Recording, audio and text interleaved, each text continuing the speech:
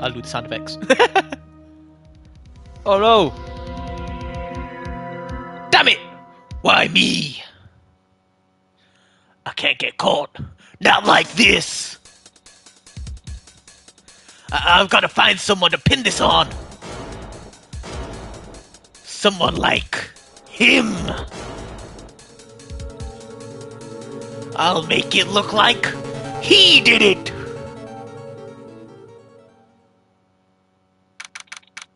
August 3rd, 9:47 a.m. District Court, Defendant Lobby Number 2. Boy, am I nervous. Right. Oh, hiya, Chief. Phew, I'm glad I made it on time. Well, I have to say, Phoenix, I'm impressed.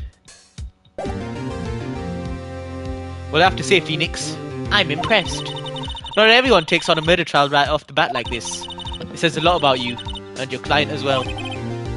Thanks. Actually, it's because I owe him a favor. A favor? You mean you knew the defendant before this case? That's a conflict of interest, idiot. Yes. Actually, I kind of owe my current job to him. He's one of the reasons I became an attorney. Well, that's news to me. I want to help him out any way I can. I just really want to help him. I owe him that much. It's over! My life, everything, it's all over! Is that your client screaming over there? Yeah, it's him. Death, despair, ugh! I'm gonna do it! I'm gonna die! It sounds like he wants to die. Yeah, no shit. Yeah, sigh. Nick! Hey there, Larry. Dude, I'm so guilty. Tell him I'm guilty. Give me the death sentence. I ain't afraid to die. What? What's wrong, Larry? Oh, it's all over. I'm finished. Finished. I can't live in a well without her. I can't. Who took her away from me, Nick? Who did this? Aw, Nick, you gotta tell me who took my baby away. The person responsible for your girlfriend's death.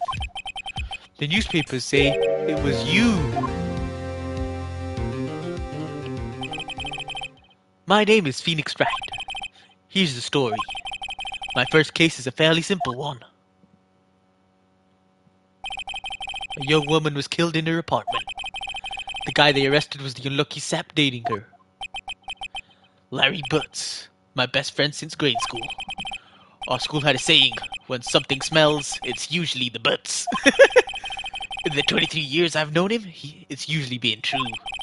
He has a knack for getting himself in trouble.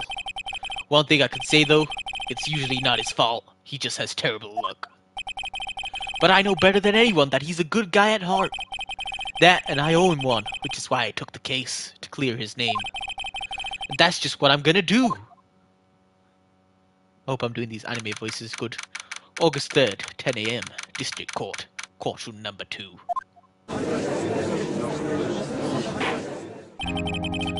Court is now in session for the trial of Mr. Larry Butz.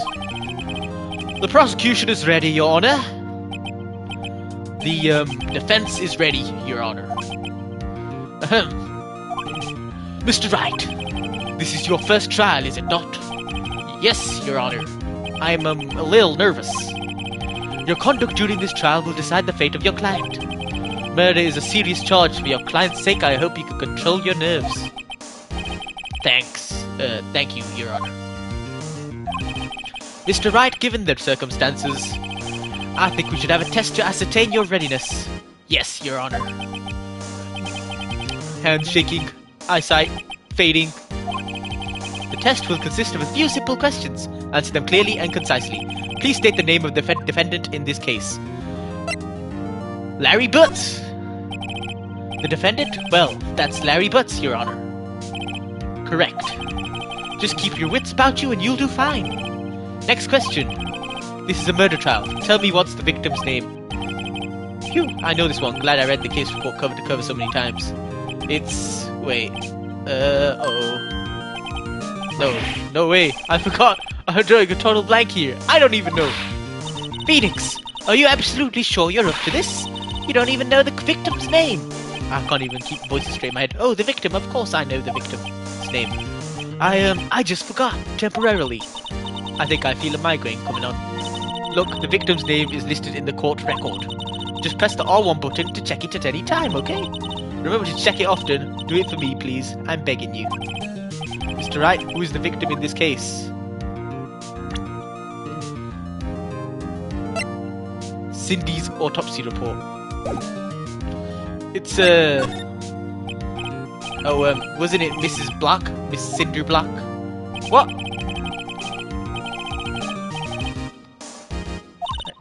Right? If you forgot something, use R1 to check the record. Mistaken case. That's right. Who is the victim in this case? Oh, Cindy Stone. The victim's name is Cindy Stone. Correct. Now tell me, what was the cause of death? She died because she was hit with a blunt trauma. Hit with a blunt object. She was struck once by a blunt object. Correct. You've answered all my questions. I see no reason why we shouldn't proceed. You seem much more relaxed, Mr. Wright. Good for you. Thank you, Your Honor. Because I don't feel relaxed, that's for sure. Well then. First, a question for the prosecution, Mr. Payne. Yes, Your Honor. As Mr. Wright just told us, the victim was struck with a blunt object. Would you explain to the court just what that object was? The murder weapon was this statue of the thinker. It was found lying on the floor next to the victim. I see. The court accepts it into the evidence. Statue added to the court record. Statue. A statue in the shape of the thinker. It's rather heavy. Like deep emotionally? Right. Be sure to pay attention to any evidence added during the trial. That evidence is the only ammunition you have in court. Use the R1 button to check the court record frequently. Ooh. Mr. Payne, the prosecution may call its first witness. The prosecution calls the defendant, Mr. Butz, to the stand. Chief, what do I do now? Pay attention. You don't want to miss any information that might help your client's case. You'll get your chance to respond to the prosecution later, so be ready. Okay. Let's just hope he doesn't say anything unfortunate. Uh-oh, Larry gets excited easily. This could be bad.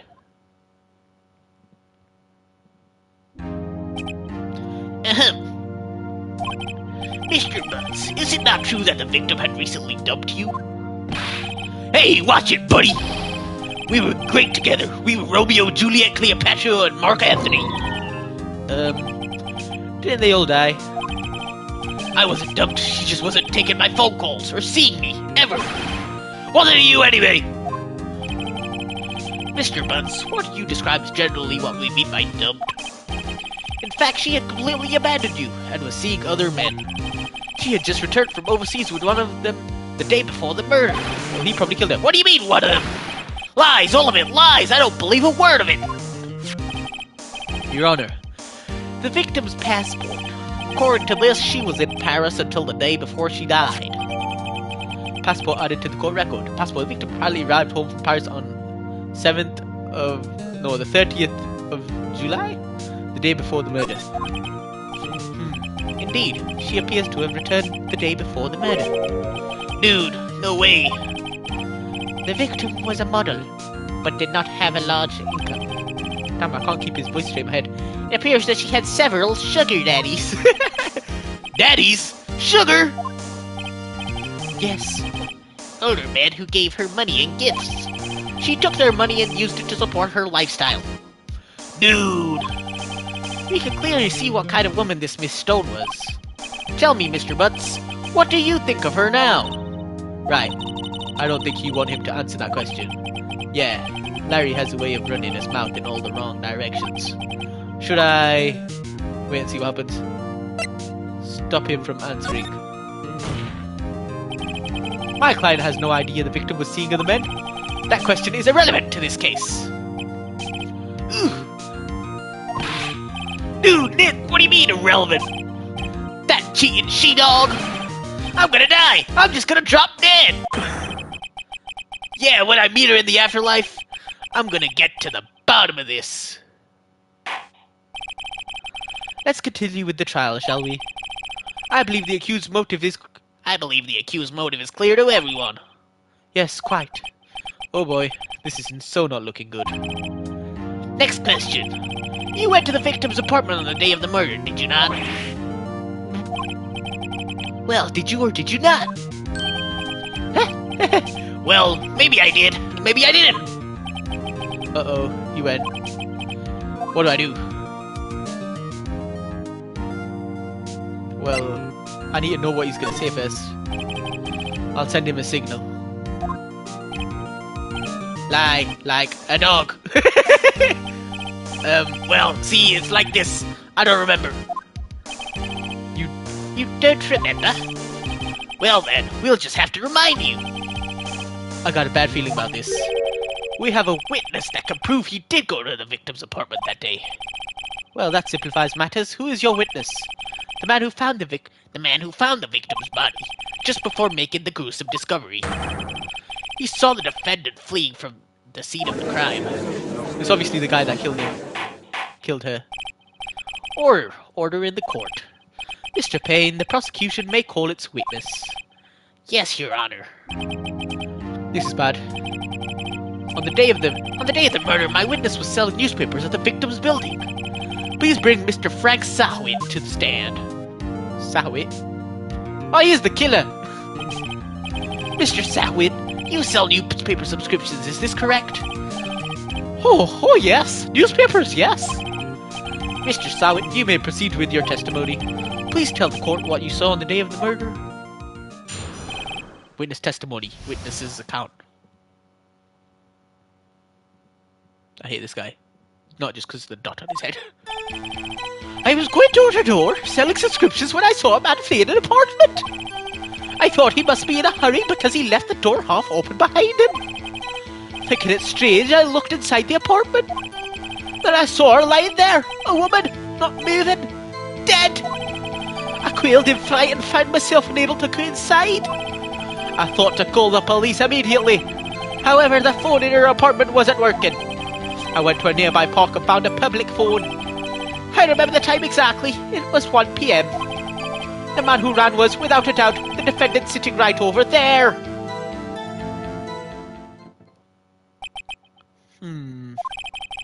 Larry, why didn't you tell the truth? I told him to lie. I can't defend you against your testimony like that. Incidentally, why wasn't the phone in the victim's apartment working?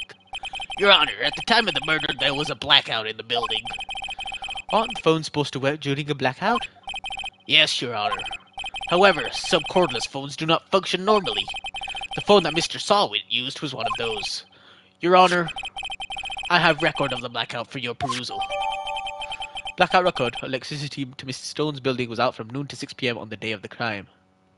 Hold on a second. Now, Mr. Wright. Noon till 6 p.m. And she died the day after she arrived back at 4 to 5 p.m. That makes sense. Yes, yes, Your Honor. You may begin your cross-examination.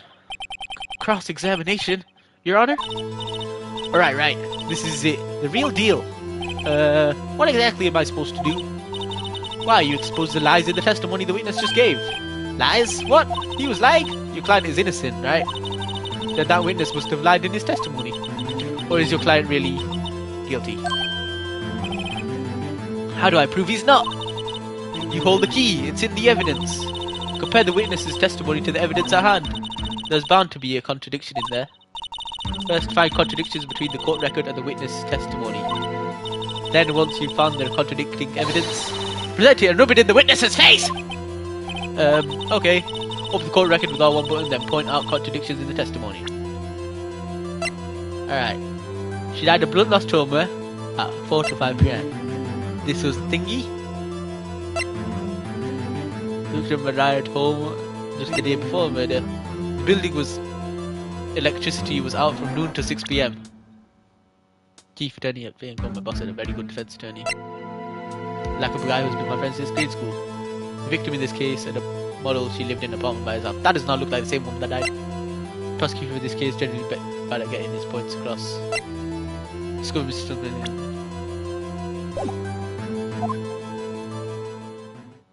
Okay. Cross-examination, witness's account. I was going to the door-to-door selling subscriptions when I saw a man fleeing an apartment.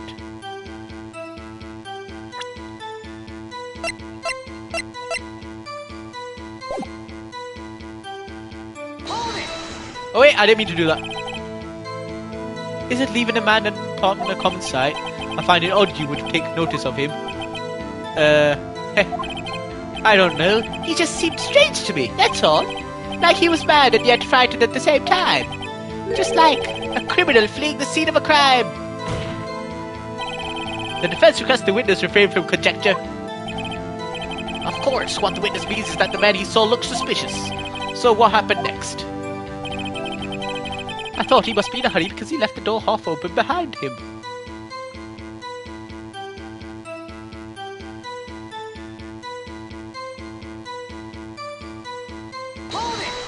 Just press L1 every time. Half open, you say. Yes, the door was open halfway. Yes. I watched for a moment, but no one came close to close the door. That's odd in a big city like this, I thought. I see, and what happened next? Thinking it's strange, I looked inside the apartment. You looked inside? What does that mean? What gave you the idea to do that? Well, the door was half open, you see. Isn't it only human to want to peek? We climb mountains because they are there. It's the same thing. Sure, words have never been spoken. Anyone would look inside. Why did Payne cut him off so quickly? So you looked into the apartment. What happened then? Then I saw a line there. A woman not moving. Dead. Hold on a second. The electricity was off. This evidence clearly reveals the contradiction in that statement, Your Honor. How exactly are that evidence and the statement just now related? The yarn, are they? I thought they were. How are you going to see into the apartment if it's dark? Uh-oh. Mr. Wright, please take the facts over for accusation. Oh shit, I'm losing help. I don't think that won me any points with the judge. And I saw her lying there, a woman not moving. Dead. Wait, I already did this. I already did this. And I saw her lying there. Dead. No. Woman not moving. Dead. How do you know she wasn't just asleep? How did you know she was dead? Are you sure she was dead? Well, no, I guess I wasn't. But she wasn't moving at all and there was blood everywhere. I guess that would look fatal to anyone. Very well, what happened next? I quailed in fright and found myself unable to go inside. So, you didn't touch anything in the apartment? Yes. I mean, no, nothing. Okay, what happened next? I thought to call the police immediately. Why, what did you call your mom? You thought to call the police? Does that mean you didn't actually call them? Please, listen to the rest of the testimony. You thought to call the police? What happened next? However, the phone in her apartment wasn't working. You just said you didn't go inside. The phone in her apartment wasn't working. Yes, I mean, no. No, it wasn't, right. But you said you didn't go into the apartment, or did you? Oh, that, I can explain that.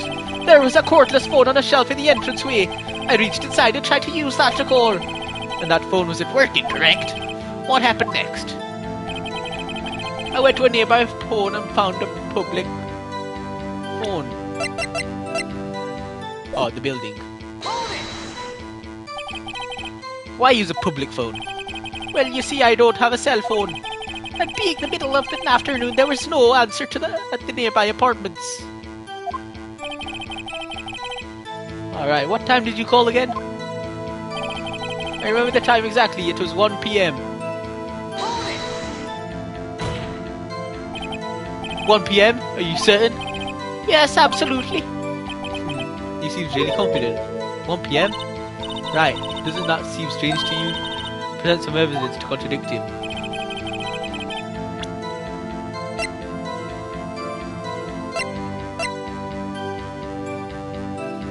She died at 4 to 5 PM. Objection! You found the body at 1 PM. You're sure? Yes, it was 1 PM for certain. Frankly, I find that hard to believe! Your statement directly contradicts the autopsy report! The autopsy notes that the time of death at some time after 4 PM. There was nobody to, No, body to find at 1 p.m. How do you explain this 3-hour gap? Oh, that. Oh, this is trivial. The witness merely forgot the time. After his testimony, I find that hard to believe. Mr. Sarwit, why were you so certain that you found the body at 1 p.m.? Gee, that's a really good question. Great job, Wright. Way to put him on the spot. That's all you have to do. Point out contradictions. Lies always beget more lies. See through one and their whole story falls apart. Wait, I remember now. Would you care to give your testimony again? The witness testimony, the time of discovery. You see, when I found the body, I heard the time. There was a voice saying the time. It was probably coming from the television. Oh, but it was 3 hours off, wasn't it? I guess the victim must have been watching a video of a taped program. That's why I thought it was 1 p.m. Terribly sorry about the misunderstanding. The electricity was off, you fool! I see. You heard a voice saying the time on a taped program. Mr. Wright, you may cross-examine the witness. Right. You know what to do. I've got this one. The time of discovery, cross-examination.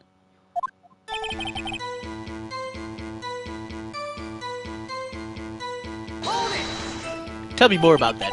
You said heard, not saw. Yes, heard. All I saw was the body lying there. I didn't think to look at anything, and least of all my watch. Isn't that a little strange? So you're saying you heard something, but if you were so shocked by the body, you wouldn't hear anything at all. The witness did say he actually heard the time. It's ludicrous to suggest he wouldn't hear anything. I have to agree with the prosecution. I never played this actual game before either. Witness continue your testimony.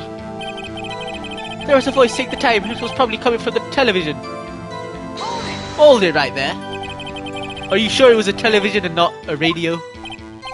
Well, no, I guess it might have been a radio. Incidentally, there was no radio on the premises. There was only one large television. Right. I can't put my finger on it, but something about it seems fishy. Something about hearing the television. The witness testified he heard the time.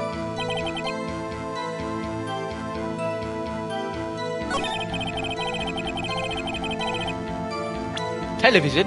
But there was a blackout from noon till 6, so even if it was at that time, it would have never worked. Present this. Objection! Hold it right there! The prosecution has said there was a blackout at the time of the discovery, and this record proves it.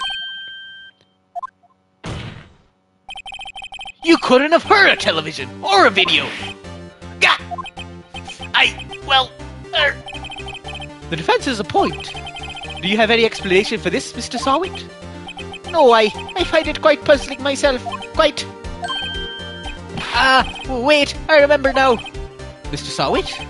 The court would prefer to hear an accurate testimony from the very beginning. These constant corrections are harming your credibility. That and you seem rather distraught. Yo, he has a toupee on! My apologies, Your Honor. It must have been the shock of finding the body. Very well, Mr. Sarwit. Let's hear your testimony once more, please. Bro, I got you, bro. Hearing the time. Actually, I didn't hear the time. I saw it. There was a table clock in the apartment, was it there? Yeah, the murder weapon. The killer used it to hit the victim. That's not right. That must have been what I saw. The murder weapon was the statue. You saw a clock? I guess that would explain it. You're a stupid judge. The defense may cross-examine the witness. Gladly. Hearing the time. Actually, I didn't hear it. Time. I saw it. That strikes me as a very suspicious mistake. Yes, I can see how you'd be a little doubtful. I'm really sorry. I only just remembered that table clock. A table clock. There was a table clock in the apartment, wasn't there? Was there? A table clock. Was there a clock at the scene? This is the first I've heard of it. Yeah, the murder weapon. The killer used it to hit the victim. Now hold it right there. Are you sure about that? The murder weapon? Yes, the table clock that was used as a weapon. That's what I just said. Did you doze off in the middle of my testimony or something? Something's fishy here.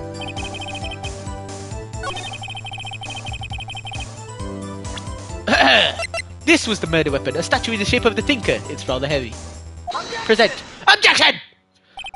Wait just a moment! The murder weapon wasn't a clock. It was this statue! Now, how is this supposed to be a clock? What? You with your objections and your evidence? Just who do you think you are? Just answer the question, Mr. Sawit. Hey, I saw it there, okay? That's a clock. Your Honor, if I may. Yes, Mr. Payne? As the witness stated, this statue is indeed a clock. The neck is a switch. You just tilt it and it says the time out loud. As it doesn't look like a clock, I submit it as a statue. My apologies. Well, how would he know that? He never touched it. I see. So the murder weapon was a table clock after all. Well, Mr. Wright, it appears that the witness testimony was correct. This is a clock. You have any problems with his testimony now? Yes! Your Honor, there is a gaping hole in the witness testimony. The only way he would have known the weapon was a clock is to hold it in his hand. Yet the witness testified that he never entered the apartment. Clearly a contradiction! Indeed. The witness knew it was a clock because he went into the apartment. You're lying. You were inside the apartment on the day of the murder. Oh yeah? Prove it. Prove I went in there. I'll do better than that. I can prove you were the one who killed her. You struck her with the clock, and the shock of the blow triggered the clock's voice. That was the sound you heard. Order in the court. Intriguing. Please continue, Mr. Wright. Yes, Your Honor. Mr. Sawit, the sound must have left quite an impression on you. Understandable, since the murder weapon spoke just as you hit the victim. That voice was burned into your mind! That's why you were so certain about the time. What's the meaning of this? This is all baseless conjecture.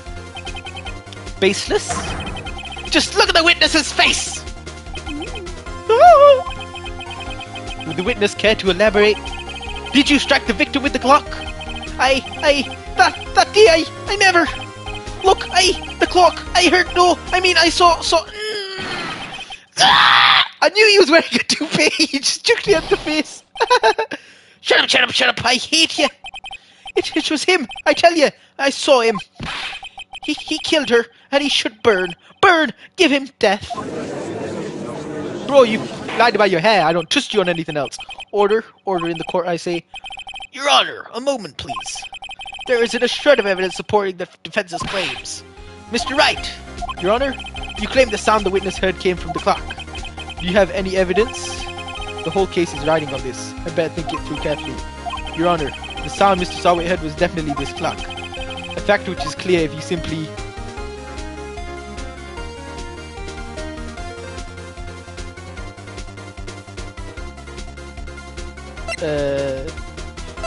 What will the batteries do?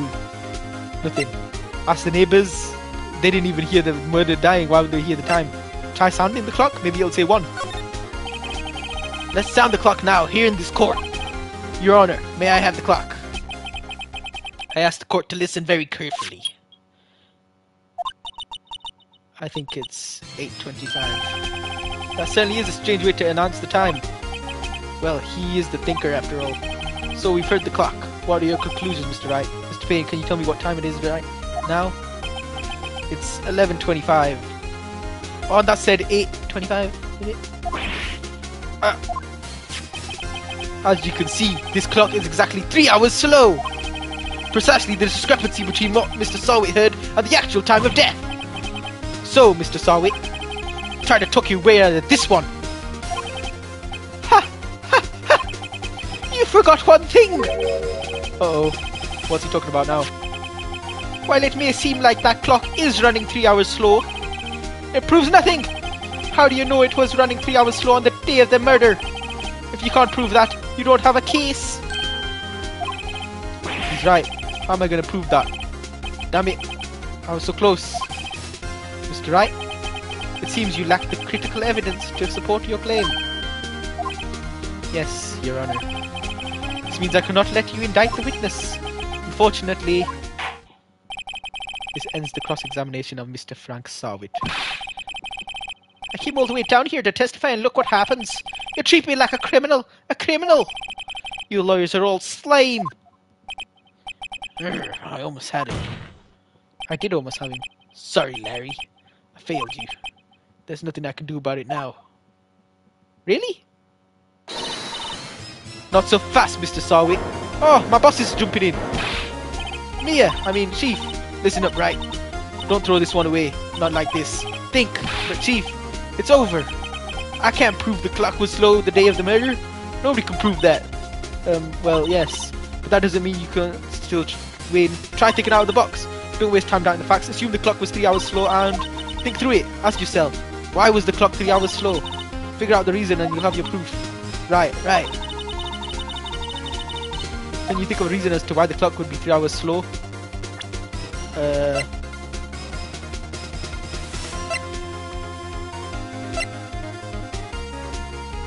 She was in a different country?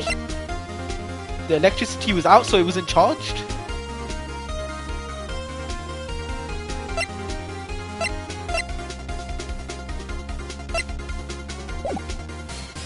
No, I can't think of a reason. How am I supposed to know that? I know you can figure it out. There must be some evidence in the court record, something that shows why the clock was 3 hours slow. Find it and you won't have a foot to stand on. Mr. Wright? Yes, Your Honor. You say the clock was already running slow on the day of the murder. Do you have evidence to prove this? This is it, all or nothing. Yes, Your Honor. I believe I have evidence that can prove my claim. Ha ha! I'd like to see that! Let's see this evidence that proves why the clock was running slow. It can't be the time of death. The statue itself can't be proved. She came from Paris, maybe the time difference? The electricity was out for 6 hours. So maybe it wasn't charged? All I can think of is she was in a different country, maybe she took the clock with her. Take that! The victim had just returned home from abroad the day before the murder. As we all know, the time difference between here and Paris is 9 hours. When it's 4 PM here, it's 1 AM the next day there. The clock wasn't 3 hours slow, it was 9 hours fast. The victim hadn't reset her clock since returning home. That's why the time you heard when you struck her dead in her apartment was wrong. Proof enough for you, Mr. Sarwit? Or should I say, Mr. Diddy? Ooh, damn, got him! Got him! Yeah, this is my first time playing. Oh, what the hell? Did he take cyanide to kill himself? What just happened? Bro just bloody just started goggling. Order, I say. Bro, I got him to the point that he bloody killed himself. Well, this case has certainly turned out differently than we all expected. Mr. Payne, your witness, here. He was arrested and has been taken away, Your Honor. Very well. Mr. Wright. Yes, Your Honor. I have to say I'm impressed. I don't think I've ever seen someone complete a defense so quickly and find the true culprit at the same time. Thank you, Your Honor. At this point, this is only a formality, but this court finds the defendant, Mr. Larry Butz, not guilty! Woo! We freed our friend! That's damn good! And with that, this court is adjourned. Nice. Solved our first case. Turns out that Frank Sarwit was a common burglar. He posed as a newspaper salesman to check and see when the people were out of the house. That day, when Larry went to her apartment, the victim wasn't home. Wouldn't it have been easier for him to just bloody not report it and just stay away? Nobody would have been able to prove it. There was no CCTV because the electricity was out. He was lucky. If he didn't get himself involved, he would have got away with it. After he left, Mr. Sarwit let himself in to do his dirty work. While he was searching her place, the victim returned. Flustered, Mr. Sarwit grabbed the nearest blunt object he could find.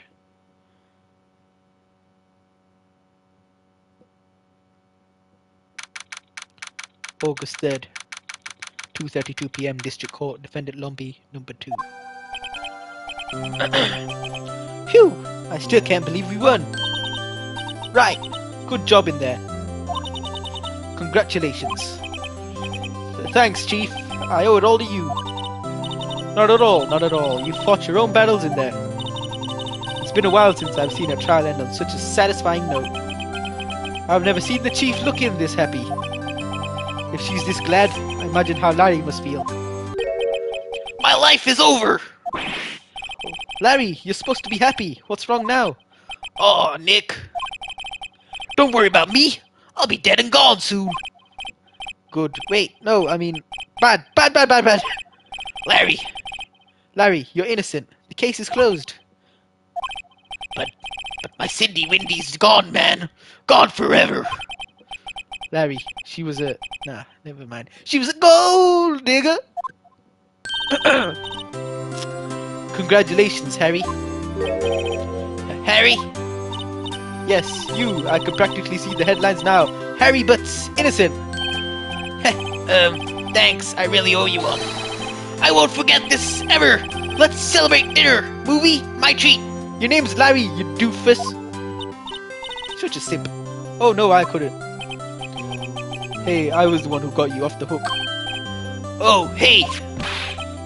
Here, take this. It's a present. It's the murder weapon. Why am I getting this as a present? A present? For me? Wait, wasn't this the evidence that... Actually, I made this clock for her. I made one for her and one for me. Really? You made this? Well, thank you. I'll keep it as a memento. Yo, Nick. Can you believe it? I was so into that chick, and she was just playing me for a fool. Don't that just make you want to cry?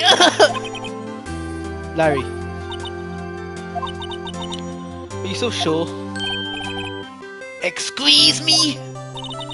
I think she thought quite a lot of you in her own way. Nah, you don't gotta sympathize with me, it's okay. Oh, I'm not just sympathizing, really. Isn't that right? Don't you have something to show your friend? Something that proves how she felt about him? Huh? Oh, yeah, right. What the heck is she talking about? She's talking about the statue itself, man. That's... Take that, Larry! Check this out, Larry. Proof positive you weren't just some chump to her. Huh? What about that clock? This is the clock you made for her, Larry. And she took it with her when she travelled. Whatever, she probably just needed a clock, that's all. You think so? It's a pretty heavy clock to take travelling. Well, make of it what you will. Hey, Nick. I'm glad I asked you to be my lawyer. Really, I am. Thanks. Hope that made him feel a little better. Why is he calling me Nick? Oh, Phoenix. Nick. Alright, okay. Right? Hope you see the importance of evidence now. Also, hopefully you realize things change depending on how you look at them. People, too. We never know if our clients are guilty or innocent. All we can do is believe in them. And in order to believe in them, you have to believe in yourself. Da-da-da. Right. Listen. Learn, grow strong. Never let go of what you believe in.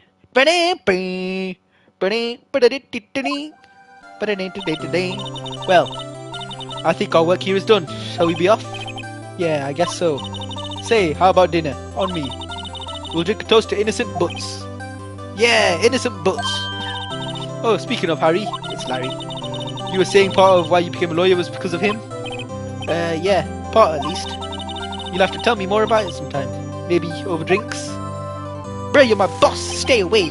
Workplace harassment. And so, my first trial came to a close.